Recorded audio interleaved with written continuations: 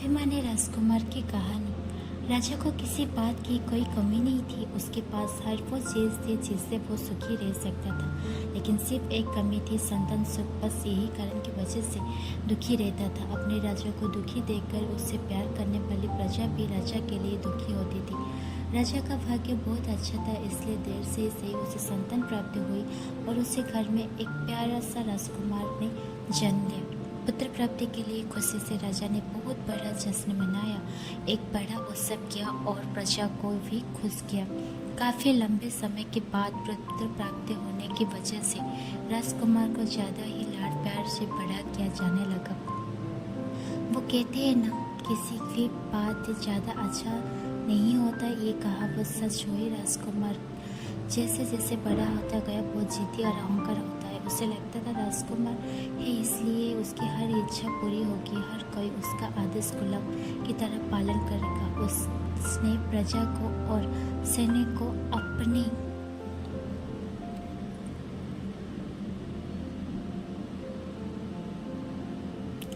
मनमानी करते हुए बहुत परेशान किया। सभी राजकुमार से काफ़ी परेशान और दुखी रहने लगे। कई बार लोगों ने राजकुमार की शिकायतें राजा से की। जब जब कोई राजकुमार की शिकायत लेकर जाता, राजा का सिर शर्म से झुक जाता। राजा इस परिस्थिति को बदलाव चाहता था।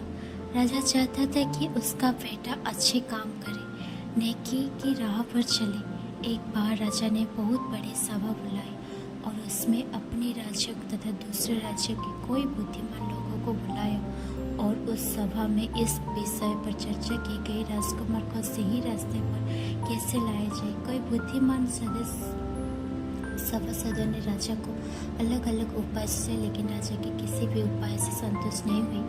अंत में एक मंत्री ने राजा से कहा कि राजा जी, राजकुमार को सही रास्ते पर लाने के लिए साधारण जीवन जीने की आवश्यकता है।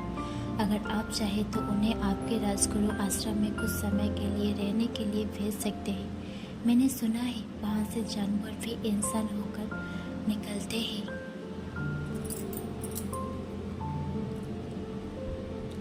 राजा को ये उपाय काफ़ी पसंद आया।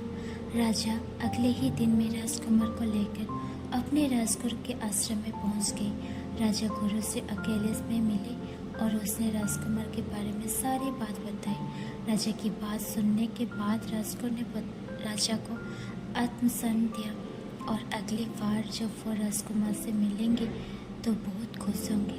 राजा राजकुमार को वहाँ पर छोड़कर अपने राज्य वापस लौट गए। उसी दिन से राजकुमार का आश्रम जीवन शुरू हो गया। गुरु ने राजकुमार को आश्रम के सारे नियम बता दिए। जब राजकुमार को पता चला कि उन्हें भिक्षा मांगकर भी खाना मिलेगा तो उनसे बहुत गुस्सा हुए। वो गुरु और आश्रम में रहने वाले सभी शिष्यों को बुरा भला कहने लगा।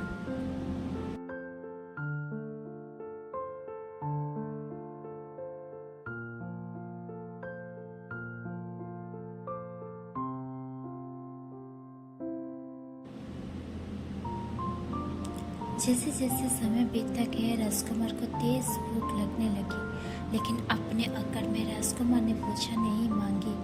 पहले दिन तो अपने अकड़ के कारण राजकुमार भूखा ही सो गया, लेकिन अगले दिन उससे और ज़्यादा भूखा नहीं रहा गया। ना चाहते हुए भी वो बाकी शिष्यों के साथ भी भिक्षा मांगने के लिए गया। राजकुमार के खराब पानी की वजह से उसे कोई भिक्षा नहीं देता, फिर भी अन्य बैठकर खाने की वजह से उसे थोड़ा सा खाना मिल जाता।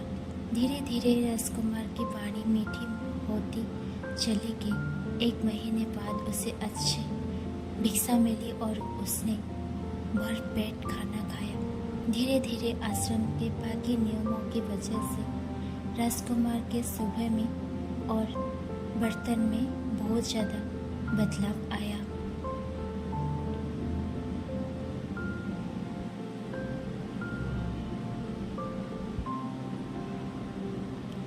गुरु ने देखा कि अब राजकुमार में अच्छा बदलाव आ चुका है और उसके अपने राज्य वापस जाने का समय भी आ चुका है। इसलिए राजकुमार को अपने साथ लेकर वो सैर पर निकले।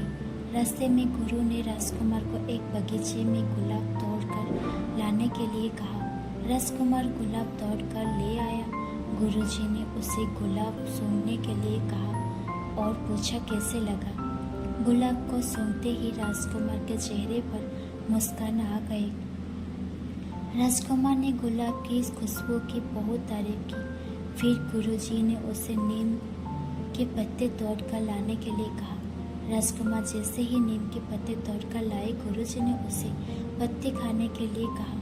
नीम के पत्ते मुंह में जाते ही राजकुमार का मुंह कड़वा हो गया और उसने तुरंत थूक दिए और इधर उधर पानी तलाशने लगा। ये सब देखकर गुरु मुस्कुरा रहे थे। पानी पीकर राजकुमार गुरु के पास आया और उससे मुस्कुराते हुए कहा। गुरु ने उसे समझाते हुए बताया कि तुम भी अब तक इस नीम के जैसे कड़वाहट के लिए बैठे हो। जिस तरह तुमने नीम को थूक दिया, वैसे ही अगर तुमने अपना व्यवहार, अपने गुण नहीं बदले तो सभी लोग तुम्हें अपने जीवन से निकाल फेंकेंगे। या फिर तुम इस गुलाब की तरह अपने अंदर अच्छे गुण लेकर आओ और जो सबको अपने पास होने पर भर से ही खुशी देता है। गुरु की बातें अच्छी तरह से समझने के बाद राजकुमार अपने राज्य वापस लौट गया। राजकुमार के व्यवहार और स्वभाव के लिए आए परिवर्तन से न सिर्फ राजा बल्कि सभी मंत्री, सैनिक और प्रजा काफ़ी खुश थी। आगे चलकर राजकुमार काफ़ी न्यायप्रिय और अच्छा राजा बना।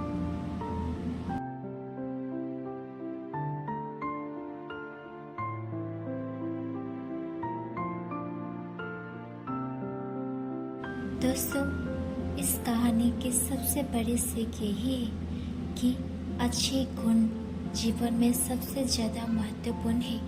जब आप में अच्छे गुण होते हैं तो लोग आपको हमेशा पसंद करते हैं और आप दूसरों का भला करते करते खुद भी प्रगति करते हैं। ये कहानी सिर्फ सीखने के लिए। ये चीज़ें अगर हमारे अंदर अच्छाई होगी तो हमें सबसे पहले सम्मान मिलेगी।